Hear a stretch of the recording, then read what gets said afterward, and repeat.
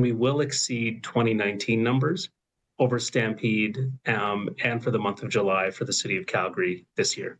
The Calgary Stampede officially kicks off Friday in Calgary, and as thousands of Calgarians plan to head to the grounds for the rodeo and rides, tourists are arriving to the city and checking into rooms as they prepare for their Stampede holiday. And this year, guests are filling up Calgary hotel rooms. Last year, we had the second busiest year we've ever had for Stampede. It just over 1.2 million people showed up for Stampede.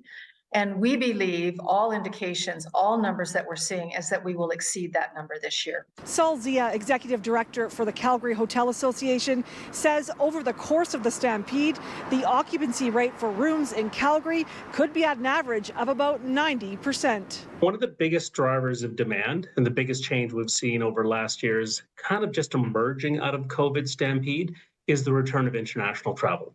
So the biggest change for the hotels, and hopefully we'll see that on the grounds, is the return of travelers from Europe. Although international travelers are returning to the city, Zia says it's not yet at 2019 levels, but domestic and American travelers are making up for those numbers, gearing up to look like a good summer for hotels. When you take 2.5 years, almost 2.5 years of very little or no revenue, it will take a while. One great summer doesn't relieve that revenue impact over 2.5 years, but it does help them recover and the balance sheet recover and cash flow and those things that are important to any commercial operation.